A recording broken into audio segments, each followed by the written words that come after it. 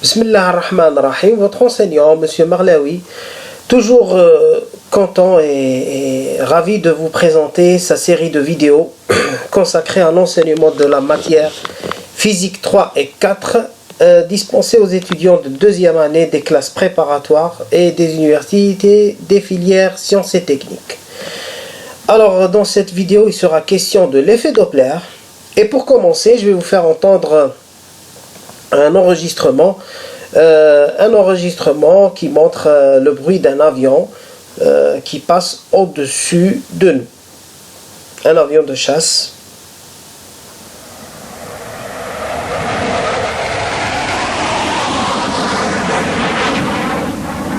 Voilà. Donc on voit bien que le bruit change. Il change selon le fait que l'avion arrive vers nous ou part dans l'autre direction. On remet ça encore une fois.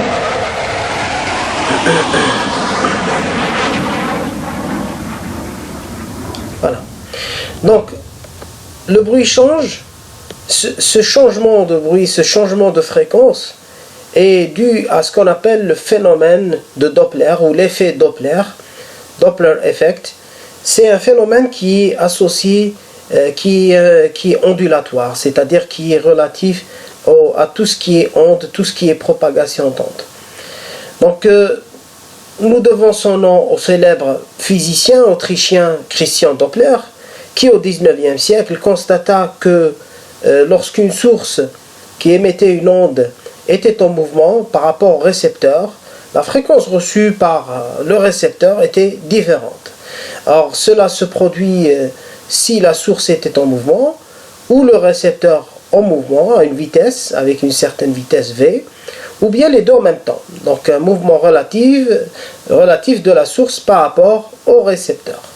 Alors si on note Fs, la fréquence émise par la source, et Fr, la fréquence reçue par le récepteur, eh bien on aura donc une variation de fréquence qui dépendra de la vitesse des deux.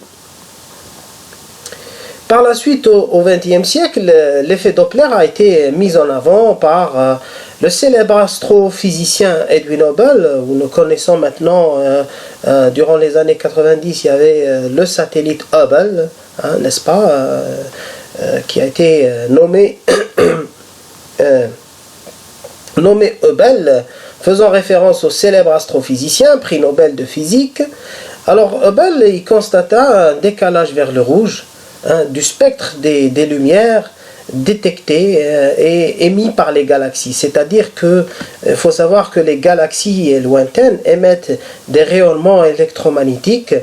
Dans le spectre du visible, il a été constaté que ces rayonnements électromagnétiques viraient vers le rouge, c'est-à-dire elles étaient décalées vers le rouge. Et plus on s'éloignait, plus les galaxies étaient lointaines, plus ce décalage était important. Les résultats d'Hubble ont permis par la suite de mettre en évidence et puis de conforter plutôt la théorie de l'expansion de l'univers, de dire que plus on s'éloigne, plus l'univers a une vitesse, se déplace, plutôt les galaxies se déplacent avec une vitesse grande, et donc l'univers était en expansion. Et ça confortait aussi la théorie du Big Bang. Hubble célèbre aussi pour la constante d'Hubble qui tient compte de la vitesse, de l'accroissement de vitesse des galaxies dans l'espace. Alors il faut savoir que ce virement vers le rouge a été appelé the redshift, un décalage, un déphasage vers le rouge, une augmentation de la longueur d'onde qui était associée à une diminution de la fréquence. Et donc, cela se produisait lorsque la source, ici dans ce cas-là, la source c'est les galaxies, nous sommes les récepteurs sur Terre, et donc s'il y avait diminution de la fréquence et augmentation de la longueur d'onde, cela traduit plutôt le fait que ces galaxies s'éloignent de nous. Donc pour illustrer cela, une animation faite sous le logiciel MATLAB, j'ai pu faire ici un programme où je vous présente ici la source S qui se déplace avec une vitesse V, deux récepteurs R1 et R2, donc S se rapproche de R1 et s'éloigne de R2. Et on va voir la comparaison entre les fréquences reçues par R1 et les fréquences reçues par R2.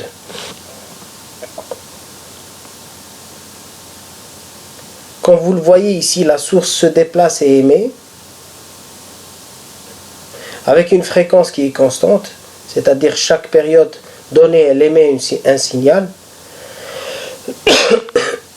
Mais comme elle s'approche de R1,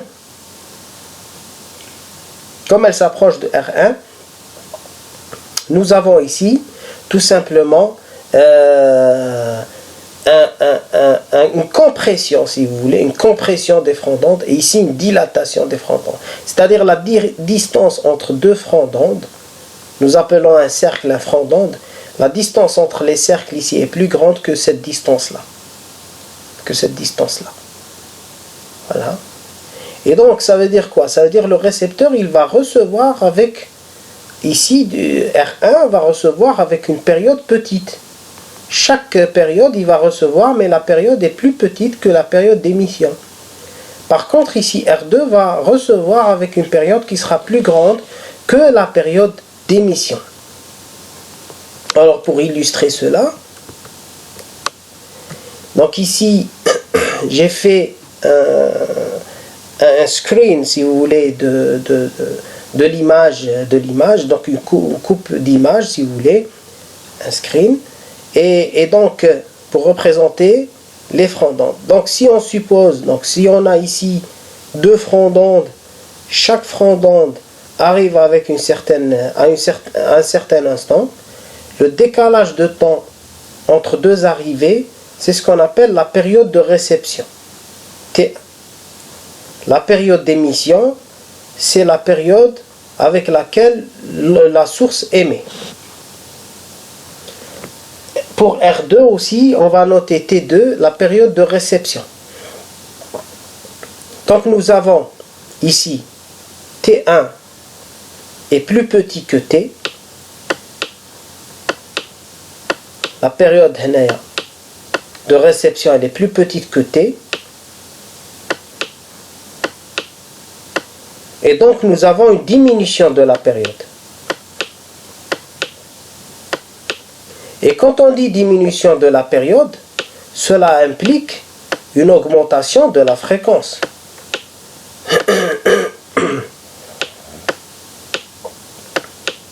Une augmentation de la fréquence. Nous avons aussi pour T2 une augmentation de la période. Et donc, T2 est plus grande que T. Si la période augmente, cela implique que la fréquence diminue. S'il y a une diminution de la fréquence, ça veut dire comme nous savons que lambda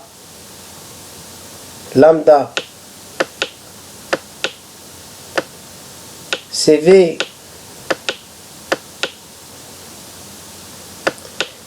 sur F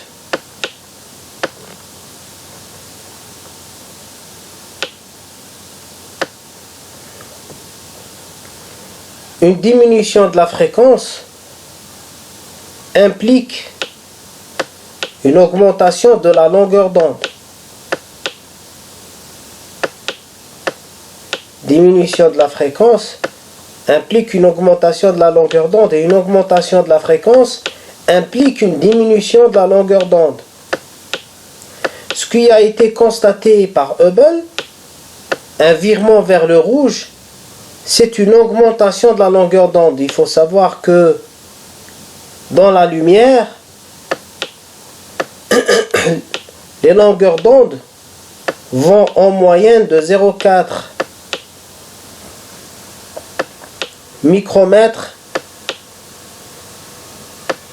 à 0,8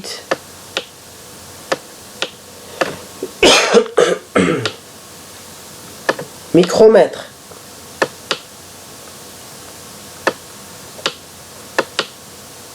Le rouge se trouve ici, entre 0,6 et 0,8 à peu près.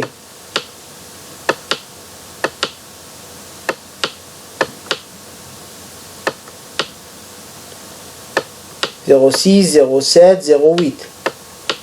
Donc ici, c'est la partie rouge. Tout ça.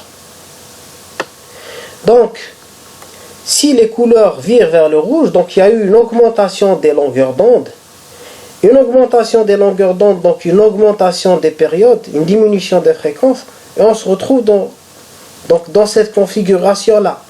C'est-à-dire les galaxies s'éloignent par rapport à la Terre. D'où le fait de conclure par une expansion de l'univers. Et c'est ce qui conforte la théorie du Big Bang. Donc, l'effet Doppler, qui est associé à cela, a eu beaucoup d'impact, beaucoup d'utilité dans les travaux de Hubble qui lui ont permis par la suite d'avoir le prix Nobel de physique et de conclure par la suite par ce fameux résultat, la théorie de l'expansion de l'univers. Alors l'effet Doppler, on le retrouve dans notre quotidien, avec ses applications dans différents domaines dans notre société. Par exemple, la détection, les radars qu'utilisent les gendarmes pour déceler les contrevenants. Si on veut savoir si un véhicule roule à une vitesse qui dépasse la limitation fixée par la réglementation, on utilise le radar. Alors le radar émet une onde électromagnétique dont la longueur d'onde est centimétrique. Cette onde électromagnétique a une fréquence FE. Elle est réfléchie par le véhicule. Le véhicule réfléchit une onde qui a une fréquence différente FR, car le véhicule est en mouvement. Donc, la variation de fréquence nous permet de calculer la vitesse du véhicule. Deuxième application, parmi les applications les plus connues, les plus célèbres, c'est l'échographie médicale. En médecine, on utilise l'échographie pour faire du contrôle ou des diagnostics.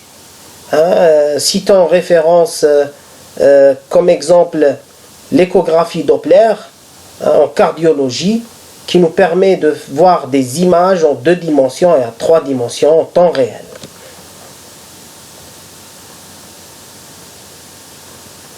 Donc l'effet Doppler est un phénomène ondulatoire et qui se produit lorsque la source ou bien le récepteur sont en mouvement. Cela est le cas si les deux en même temps.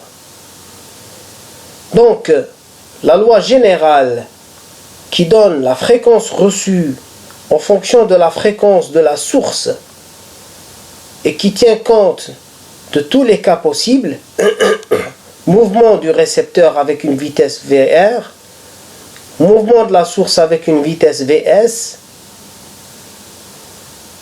θ représente l'angle que fait la source avec le vecteur unitaire U. Le vecteur unitaire U est dirigé de la source vers le récepteur. La vitesse V étant la vitesse de l'onde. L'angle θ, c'est l'angle que fait la source et le vecteur unitaire U. L'angle φ est l'angle que fait le récepteur, la vitesse VR, avec le vecteur unitaire U. Donc cette loi nous donne la fréquence reçue en fonction de la fréquence Fs. Voilà, donc sur ce, je vous remercie.